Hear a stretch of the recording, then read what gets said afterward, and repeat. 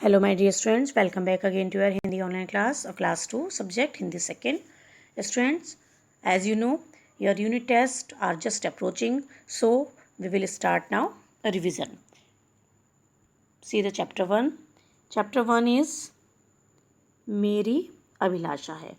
बच्चों, इस कविता में बाल मन की सुंदर अभिलाषा व्यक्त की गई है, यानी बच्चे जो भी चीज़ देखते हैं उनका मन करता है कि मैं ये भी बन जाऊं, वो भी बन जाऊं, वो सभी दिखाया गया है, इसमें बताया गया है। बच्चा जो भी कुछ देख रहा है वो उसी की तरह बनना चाह रहा है। आइए स्टार्ट करते हैं। सूरज सा दमकूं मैं, चंदा सा चमकूं मैं, झलमल झलमल उज्ज्वल तारों सा दमकूं मैं, मेरी अभिलाषा है। बच्चा कह रहा है कि मैं सूरज की तरह दमकूं, चंदा की तरह चमकूं और तारों की तरह मैं आसमान में झलमलाऊं, ये मेरी इच्छा है। फूलों सा महकूं मैं, विहगों सा चहकूं मैं, गुंजित कर वन उपवन, कोयल सा कूकूं मैं, मेरी अभिलाषा है।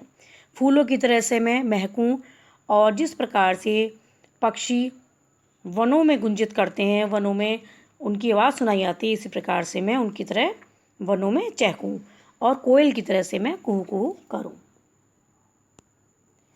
नभ जैसा निर्मल हूँ, शशि जैसा शीतल हूँ, धरती सा सहनशील, पर्वत सा विचल हूँ, मेरी अभिलाषा है। मैं भी आकाश जैसा निर्मल बन जाऊं, आकाश जैसा निर्मल बन जाऊं, शशि जैसा शीतल बन जाऊं, जैसे चंद्रमा सबको ठंडक प्रदान करता है, इसी प्रकार से मैं भी सबके लिए बन जाऊं और धरती की तरह से सहनशील बनूं और पर्वत की तरह से मैं अविचल अपने प्राण पर अडिग रहूं। मेघों सा मिट जाऊं, सागर सा लहराऊं, सेवा के पथ पर मैं सुमनों सा बिछ जाऊं, मेरी अभिलाषा है। जिस प्रकार से मेघ धरती की प्यास बुझाने के लिए अपना अस्तित्व मिटा देते हैं, मिट जाते हैं, इसी प्रकार से मैं भी हो जाऊं।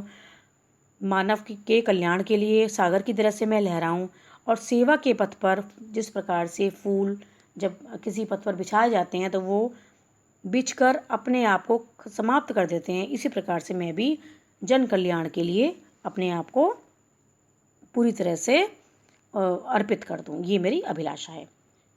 तो बच्चों, इस पाठ से हमें क्या शिक्षा मिलती है? अभिलाषा जीवन में रास्ता दिखाती है। आइए अब देखते हैं इसकी अभ्यास। सबसे पहले शब्दार्थ। दमकना, चमकना, उज्ज्वल, चमकता हुआ, अभिलाषा, इच्छा, विहग, पक्षी, नभ, आकाश, निर्मल, स्वच्छ, शशि, चंद्रमा, अविचल, स्थिर, मेघ, बादल, पथ, रास्ता। नेक्स्ट पेज पर देखेंगे इसके क्वेश्चन आंसर। फर्स्ट क्वेश्चन, कवि किस प्रकार दमकने के लिए कह रहे हैं? उत्तर, कवि सूरज के समान दमकने के लिए कह रहे हैं। सेकंड क्वेश्चन, कविता में कोयल सा क्या करने को कहा गया है?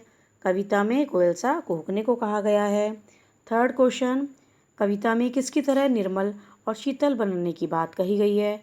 आकाश की तरह निर्मल और चंद्रमा की तरह शीतल बनने की बात कही गई है। किस पथ पर फूल की तरह बिछने की अभिलाषा है? सेवा के पथ पर फूल की तरह बिछने की अभिलाषा है। तो बच्चों, ये आपके क्वेश्चन आंसर आप कर चुके हैं। अगर फिर भी आपका वर्क किसी का रह गया तो आप यहाँ से भी पूरा कर सकते हैं।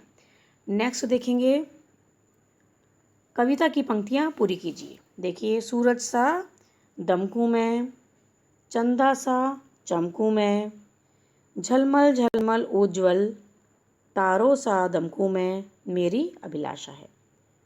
एक्सरसाइज ग, उदाहरण के अनुसार कविता में से कूं लगे शब्दों को ढूंढकर लिखिए। तो देखिए, दमकूं, महकूं और चहकूं शब्द हैं।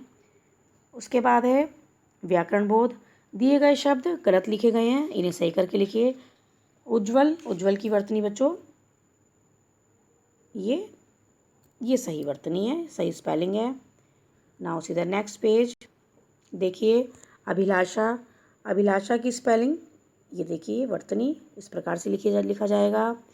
उसके बाद है निर्मल, तो निर्मल बच्चों इस प्रकार से, और पर्वत इस प्रकार से लिखा जाएगा। एक्सरसाइज है, बॉक्स में से समान अर्थ वाले शब्द ढूंढकर लिखिए। देखिए, यहाँ पर एक बॉक्स दिया गया है, ये इसी में से आपको शब्द ढूंढकर लिखने हैं। फूल, पुष्प, विहग, पक्षी, शशि, चंदा, सागर, समुद्र, मेघ, बादल। ठीक है, अब है मौखिक प्रश्न उत्तर। अपने देश के 2 पर्वतों के नाम बताइए। हिमालय, गोवर्धन पर्वत। तारे छोटे क्यों दिखाई देते हैं? क्योंकि ये हमसे बहुत दूर हैं। रात में खिलने वाले किसी फूल का नाम बताइए। रात की रानी। स्वर कोकिला किसे कहा जाता है? लता मंगेशकर जी को। उसके बाद है रचनात्मक गतिविधियाँ। देखिए कौन क्या करता है, चित्र देखकर लिखना है। अध्यापिका बच्चों को पढ़ाती हैं। डॉक्टर मरीज देखता है। ट्रैफिक पुलिस ट्रैफिक को कंट्रोल करता है। नेक्स्ट पेज पर सैनिक देश की रक्षा करता है। नर्स मरीज की देखभाल करती है। डाकिया चिट्ठी और पार्सल आदि लाता है। ठीक है बच्चों, रिवीजन आपका हो गया है। उसके बाद ये देखेंगे खेल खेल में, ये एक्सरसाइज हमने आपको होमवर्क में दी थी। आशा है कि आपने इसमें कलर भी कर लिया होगा और चित्र पूरा करके, और साथ ही साथ आपने यहाँ पर इससे संबंधित 3-4 वाक्य भी लिख लिए होंगे, है ना। और जिन्होंने नहीं किया है वो कर लीजिए अभी, क्योंकि आपके यूनिट टेस्ट स्टार्ट होने वाले हैं। वर्क अपना पूरा कर लेंगे।